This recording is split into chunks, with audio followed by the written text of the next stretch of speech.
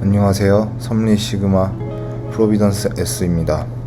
오늘은 인도 점성술 바가님의 데이터 분석에 저의 식견과 섭리적 관점을 더해 여러분이 진정한 남성성의 본질을 시각적으로 이해할 수 있도록 더 깊이 있게 풀어드리겠습니다. 먼저 우리가 매년 기념하는 12월 25일은 예수님의 실제 생일이 아닙니다. 고대 사회와 국제정치를 연구해온 소수의 학자들은 이미 알고 있듯 12월 25일은 고대 이교도와 오컬트에서 숭배하던 바포멧의 태양신의 재탄생을 가리키는 날입니다. 할로윈부터 시작해 약 한 달 반 동안 이어지는 이 퍼포먼스는 대중을 상대로 벌여온 거대한 가스라이팅이자 스캐밍이었습니다. 이 내용의 출처들은 국제관계와 고대사를 심층적으로 연구하는 김정민 박사님의 자료에서 퍼왔습니다. 우리가 친숙하게 아는 산타클로스를 보십시오. 백인 노인의 모습으로 나타나 물질적 선물을 주며 술록이 이끄는 설매를 타고 다닙니다. 술록의 뿔 모양 왕관은 고대 신라의 왕관이나 권력층 지배 엘리트들이 의식을 치를 때 쓰던 대표적인 상징입니다. 산타클로스의 라틴어 어원인 산타루치아에서 루치아는 빛을 가져오는 자, 즉 루시퍼를 뜻합니다. 지구의 자전축 기울기인 23.4도를 수직선 90도에서 빼면 66.6도가 나오는 것처럼 이 모든 구조는 고대 샤머니즘과 천문학의 기호 속에 숨겨져 있었습니다. 대중은 스코필드 바이블이나 종말론, 시한부 휴거론 같은 공작에 속아 자유의지를 잃고 나태해졌습니다. 그래서 고대 당시 많은 엘리트층들은 은하수를 타고 북극성을 향해 여러가지 의식들을 했었습니다. 방금 전에 제가 말씀드린 그 66.6도가 지구의 자전축 기울기인 23.4도를 뺀 결과값이고, 이 순록은 오늘날의 바포멧이 되었습니다. 본론, 예수의 진짜 탄생일과 인도 점성술 나크샤트라 분석으로 예수님의 진짜 성격을 알아보도록 하겠습니다. 흔히 예수님의 MBTI INFJ는 히틀러와 같은 성격을 갖고 있다고 말합니다. 저는 이 부분에 대해서 100% 동의를 합니다. 그렇다면 성경과 천문학이 가리키는 예수님의 진짜 탄생일은 언제일까요? 성경 누가복음 2장에 따르면 예수님 태어나신 시기는 추운 겨울이 아닌 이른 봄 아빗월 니산월에 나타납니다.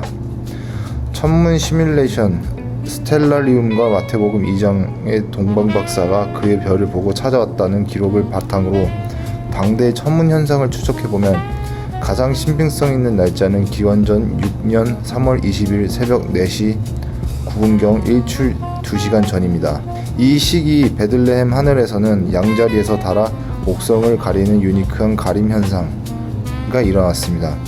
왕권을 상징하는 목성과 유대 민족 및 새로운 시작을 상징하는 양자리가 만나 이 천문 현상을 보고 동방 박사들은 새로운 왕이 태어났다고 직감했던 것입니다.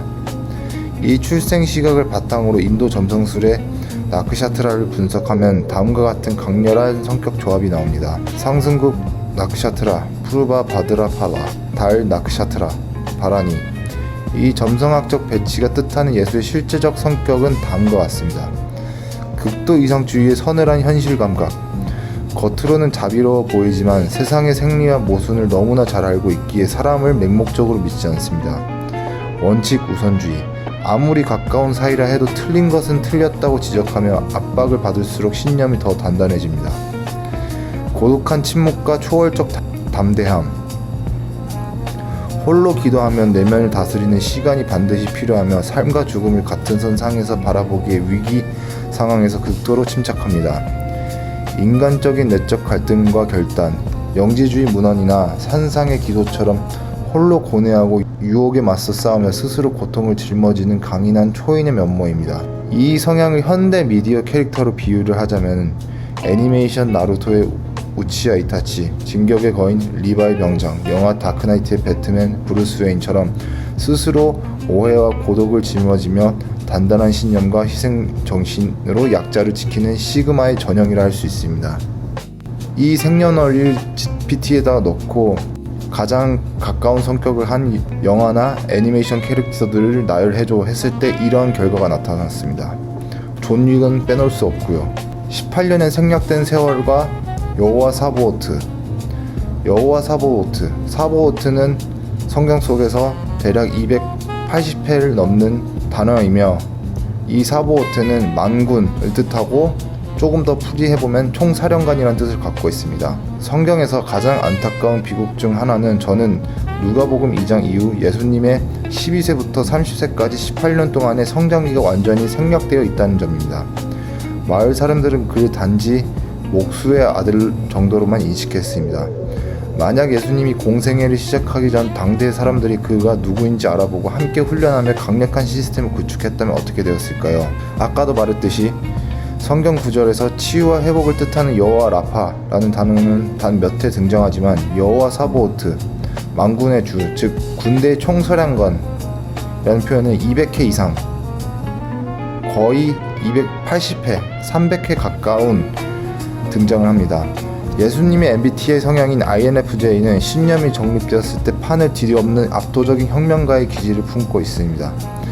구약의 수많은 섭리적 인물들이 직접 칼을 들고 전장에 나섰듯 만약 당시 사람들이 깨어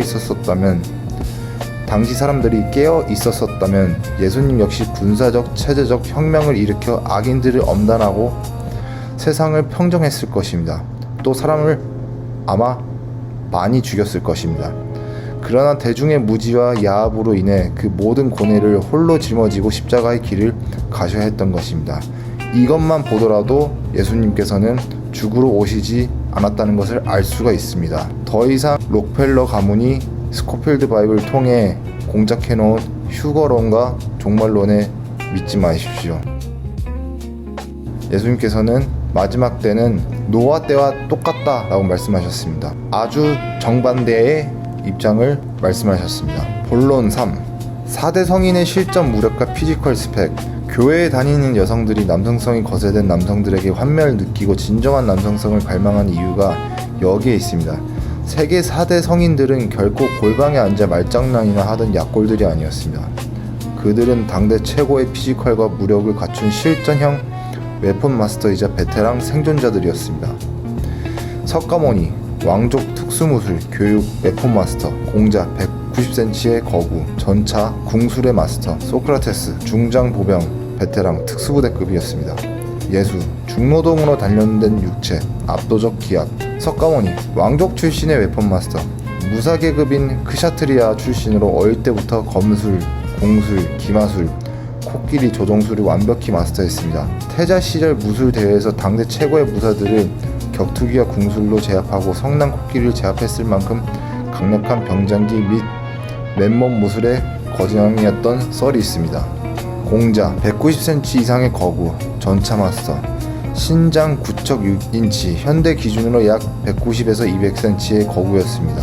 전장의 최전선에서 전차를 몰고 활을 쏘는 거와 사에 능통했으며 성문을 맨손으로 들어올려 군대를 구했던 장사, 아버지 숭량흐의 피를 물려받아 압도적인 피지컬로 전국을 누볐습니다. 공자의 가장 큰 단점은 사랑을 가르치지 못했다는 것입니다. 하지만 나머지 그런 말씀들은 저는 충분히 인정합니다. 소크라테스, 펠로폰네소스 전쟁의 중장 보병 베테랑, 아테네의 중장 보병 호플리테스로 참전해 포티다이아, 델리움, 암피폴리스 등 최전선 지역에서 싸운 베테랑 특수부대원이었습니다. 수십 킬로그램의 청동 갑옷을 입고 맨발로 눈밭을 누볐으며 후퇴하는 와중에도 당당한 기압으로 적의 접근을 막아내며 전우를 구출했습니다. 예수 그리스도, 육체 노동으로 단련된 통제력과 강인함, 크턴으로서 거대한 돌과 목재를 왼손으로 다루는 고된 건축 노동자였습니다. 수십 킬로미터의 산길과 광야를 도보로 이동하고 40일 금식을 견뎌내는 생존력을 갖췄습니다. 예루살렘 성전에서 노끈 채찍으로 판을 엎으셨을 때 장정들과 성전 경비병들은 감히 제압하지 못했던 것은 그가 가진 압도적인 신체적 프레임과 기압 때문이었습니다. 자, 예수를 제외한 남은 3대 성인들은 보다 좋은 환경에서 보다 더 좋은 조건으로 갖추었지만 아까도 말씀했듯이 18년이라는 빈 공간이 치명적으로 예수의 섭리적인 노정에 있어서 앞으로 나아가서 활동할 수 있는 조건들을 많이 생성해 주지 못했습니다. 이것은 오늘날들의 무지한 우리를 보면은 많은 생각을 하게끔 만듭니다. 결론, 선한 자가 힘을 가질 때 찾아오는 평화. 4대 성인이 보여준 공통점은 명확합니다. 강인한 육체, 스스로를 지킬 수 있는 피지컬이 바탕이 되어 있기에 진리를 전파할 수 있었습니다.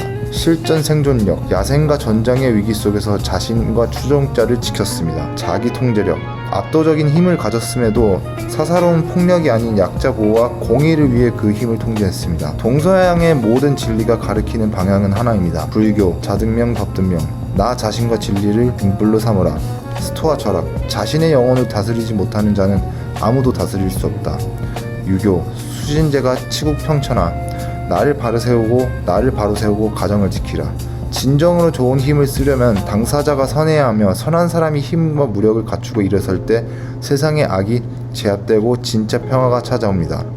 세상의 가짜 프레임과 나타나면서 벗어나십시오. 4대 성인이 걸어갔던 것처럼 스스로 육체와 정신을 단련하고 내 가정을 지키며 정의를 위해 힘을 키우는 참된 시그마 남성으로 거듭나시길 바라겠습니다.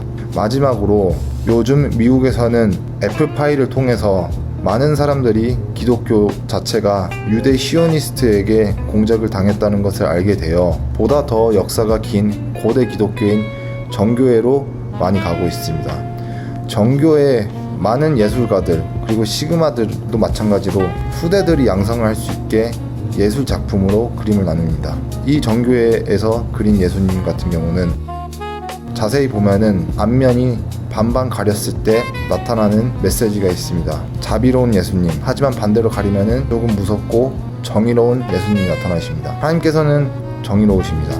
그러면은 정의로우시면은 악인을 심판을 해야 할 수밖에 없는 입장입니다. 자, 여러분, 대체적으로 제 채널을 보았던 20대에서 30, 40대 분들이 많았는데 지난 30, 40년부터 본인의 인생을 슈킹과 스캐밍, 사기를 당한 기록들은 모두 다 뒤로 하시고 용서를 하시고 제 채널을 통해서 다시 거듭나시길 바라겠습니다. 시그마가 되십시오.